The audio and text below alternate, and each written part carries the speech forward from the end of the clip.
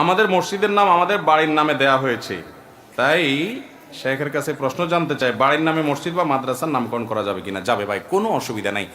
মদিনাতে সাহাবা ইকরামের মসজিদ, যেই বংশের বা যে এলাকার মসজিদ সেটার নামে মসজিদ হইতো। এটা নিয়ে আমাদের অনেকে খুব হার্ড লাইনে চলে যায়। যারা মসজিদ করছেন, আল্লাহর সন্তুষ্টিটা উদ্দেশ্য হবে, নাম একটা দেয়া দরকার, সেজন্য দিলেন। আপনার বাড়ির সামনে মসজিদ, এই জন্য চৌধুরী বাড়ি মসজিদ, ভূঁইয়া বাড়ি মসজিদ, এরকম যদি নাম দেওয়া হয়, আর যারা নির্মাণ করেছেন তাদের যদি বাড়ির নাম জাহির করা উদ্দেশ্য না হয় এবং এটা দিয়ে বাকাওয়াতি বাহাদুরি দেখানোর উদ্দেশ্য না হয়, তাহলে জায়েজ আছে। আজকাল মসজিদ বানানোটা বাংলাদেশে অনেক এলাকাতে, অনেক মসজিদ বানানোটা এটা একটা বাকাওয়াতির বিষয় হয়ে গেছে। বাকাওয়াতি জাহিরের জন্য হয়। একটা মসজিদ পাশেই আছে, দরকার নাই, তারপরও আরেকটা করবে কেন? অমুকের ছেলে তার বাড়ির সামনে মসজিদ করছে, তাছাড়া আরেকজনের মসজিদে নামাজ পড়বো, ওখানকার কমিটির কথা শুনতে হবে, আমরা একটু নেতাগিরি করবো, আরেকটা মসজিদ করছে।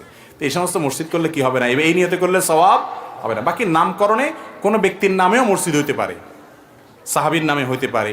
তবে যে ব্যক্তি নির্মাণ করছে সে যদি তার নামে মসজিদ দেয় এবং উদ্দেশ্য হয় যে সবাই জানুক আমি করছি, তাহলে সেক্ষেত্রে তো সওয়াব হবে না।